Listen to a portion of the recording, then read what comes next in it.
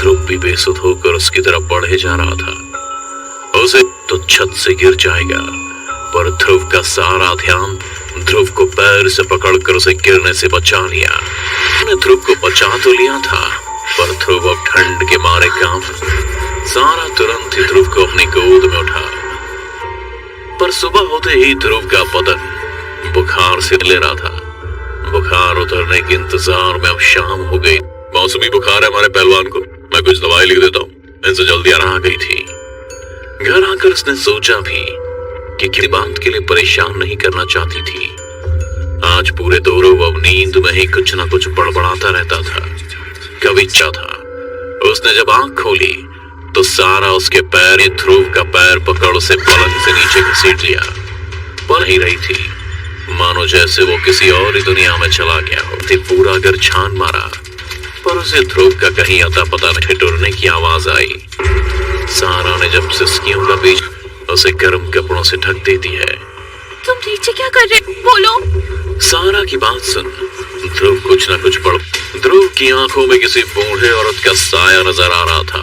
पलंग हवा में उड़ने लगा और ध्रुव का शरीर पिस्त। सारा भी हड्डियों के टूटने की आवाज साफ साफ सुन रही थी। सारा का खून सूखने लगा था। उसे कुछ समझ नहीं आ रहा था। बुला उसको, वरना मैं तेरे भाई को अभी क्या मिली थी, उसने भी सिसकते हुए कहा। उसका दूसरा नोच सारा की तरफ देखते हुए कहा, कौन हो तुम और किसको बुलाना चाहती हो? वे उस काले साए ने सारा से अब ये कहा ही था कि तेरे में सने आते ही उस काले साए से कहा, माँ के उतर गई। लेकिन ध्रुव जमीन पर गिरा कांप रहा था। सारा ने सवालों की लड़ी लगा दी, पर सारा की माँ सब कुछ सच बता दो। कैसा सच माँ? अपने पापा को कहते सुन। उसकी माँ ने कुछ नहीं कहा और खुद को कमरे में बंद। तब पता चला कि डॉक्टर ने ही ध्रुव के माँ पापा को ध्रुव के चक्कर में कब रात हो गई किसी को पता नहीं चला। रात के करीब 1 बज रहे थे और धीरे सारा ने ध्रुव की पलकों को हटाया और उसे फिर से उसे आंखें नहीं हटाई, बल्कि उन्हें बड़े गौर से देखने लगी। को भी ठंड लगने लगी। कुमुद समझ गई कि उसकी बेटी को बच्चे एक साथ हवा में उड़ने लगे थे। फिर कुमुद को ही पहुंचाना चाहती थी। दीवार पर सिर लगने की वजह से कर लिया और उसे बच्चों से छोड़ा, अपनी गोद में छिप। फिर उसको क्यों तकलीफ दे रही हो? क्या है ना, इसकी तरह पराए घर से नहीं आया था। औरत के साई ने प्रताप से कहा था, ध्रुव नहीं करता तो तुम मेरा परिवार ही नहीं बसने देती, तुमने तो कसम खा। प्रताप की बात सुन बूढ़ी औरत के साई ने डरने लगा और दोनों के नाक और आंख से खून गिर रहा था। प्रताप की आंखें भी नम हो गई। तभी प्रताप ने गिड़गिड़ाते हुए, क्या मैं जा चुकी हो? क्यों मेरी हंसती खेलती दुनिया बर्बाद करने वापस आई हो? अपने साथ लिए जा रही हूँ, अगर रोक सकता है। हड्डी तोड़ने लगी। दोनों बच्चों को इतना दर्द हो रहा था जिसे देख ध्रुव और सारा एकदम से नीचे आ गिरे। वो जिस दिशा में जाता वो तस्वीर का मुस्त और प्रताप के जिस्म से मांस का लोथड़ा नोचने लगी थी और बूढ़ी औरत का रूप लेके सबके सामने खड़ा हो। ये मैंने सपने में भी नहीं सोचा था। आखिर क्यों किया था तूने? बोला, मैं जानता हूँ तुमने जो किया है। तुम भी जा रही थी माँ, मुझे याद है तुम रात को बाजी को हमेशा के लिए अपने वश में कर सको, जिससे वो पीछे इतनी पागल हो गई थी कि तुम्हें लोगों के ऊपर काला जामाज भी खाया। फिर धीरे धीरे गांव के बच्चे गायब होने लगे। कहता माँ, मैं जानता था कि बच्चों की बलि आपने ही दी है। हाँ माँ, मैंने ही कुमुद को सब सच बता के गांव के लोगों तक। माँ को देख प्रताप की आंखें नम थी, पर कुमुद देख दिया जो असल में प्रताप के पिता की तस्वीर थी, जिसका गिरते ही वो साया हमेशा हमेशा के लिए खत्म। घरेलू हिंसा के दाग शरीर से तो मिट सके। अभी सब्सक्राइब करें डोरो टीवी हॉरर हिंदी।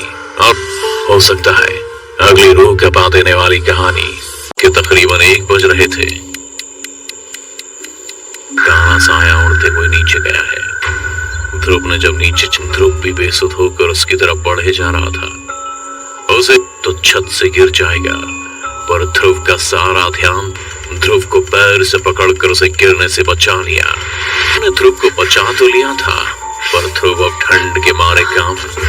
सारा तुरंत ही ध्रुव को अपनी गोद में उठा, पर सुबह होते ही ध्रुव का बदन बुखार से ले रहा था। बुखार उतरने के इंतजार में अब शाम हो गई।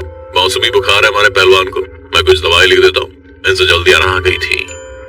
घर आकर उसने सोचा भी कि किसी बात के लिए परेशान नहीं करना चाहती थी।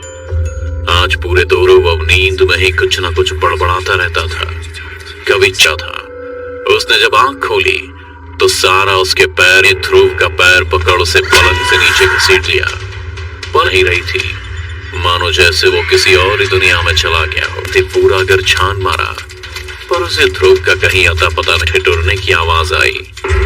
सारा ने जब सिसकियों का बीच उसे गर्म कपड़ों से ढक देती है। तुम नीचे क्या कर रहे हो? बोलो। सारा की बात सुन ध्रुव कुछ न कुछ पड़। ध्रुव की आंखों में किसी बूढ़े औरत का साया नजर आ रहा था। पलंग हवा में उड़ने लगा और ध्रुव का शरीर पिस्त। सारा भी हड्डियों के टूटने की आवाज साफ साफ सुन रही थी।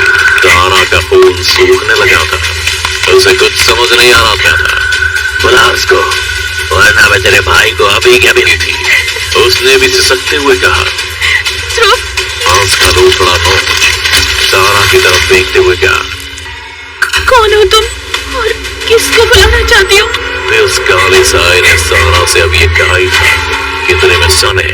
आते ही उस काले साए से कहा, माँ के उतर गई। लेकिन ध्रुव जमीन पर गिरा कांप रहा था। सारा ने सवालों की लड़ी लगा दी, पर सारा की माँ सब कुछ सच बता दो। कैसा सच माँ?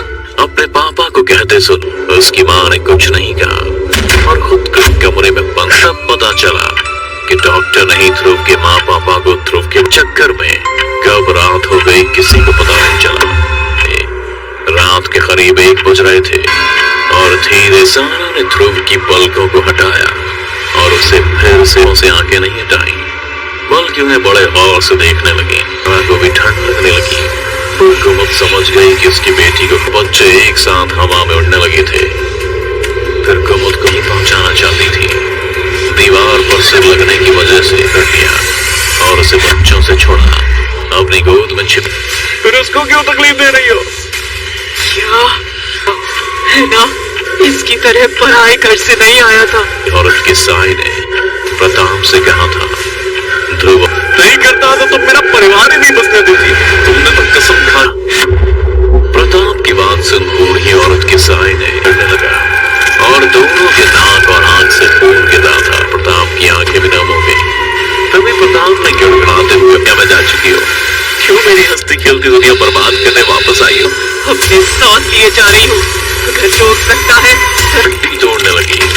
दोनों बच्चों को इतना दर्द हो रहा था जिसे देख ध्रुव और सारा एकदम से नीचे आ गिरे। वो जिस दिशा में जाता वो तस्वीर का मुंह और प्रताप के जिस्म से मांस का लोथड़ा नोचने लगी थी और बूढ़ी औरत का रूप लेके सबके सामने खड़ा हो। ये मैंने सपने में भी नहीं सोचा था। आखिर क्यों किया था तूने? बोला, माँ मैं जानता हूँ तुमने जो किया है। तुम नहीं जा रही थी माँ, मुझे याद है तुम रात को बाजी को हमेशा के लिए अपने वश में कर सको, जिससे वो नीचे इतनी पागल हो गई थी कि तुम्हें लोगों के ऊपर काला जामाज भी खाया। फिर धीरे धीरे गांव के बच्चे गायब होने लगे। दादा माँ, मैं जानता था कि उन बच्चों की बलि आपने दी है। हाँ माँ, मैंने ही कुमुद को सब सच बता के गांव के लोगों तक। माँ को देख प्रताप की आंखें नम थी, पर कुमुद फेंक दिया, जो असल में प्रताप के पिता की तस्वीर थी, जिसका गिरते ही वो साया हमेशा हमेशा के लिए खत्म। घरेलू हिंसा के दाग शरीर से तो मिल। अभी सब्सक्राइब करें डोरो टीवी हॉरर हिंदी, और हो सकता है अगली रूह कपा देने वाली कहानी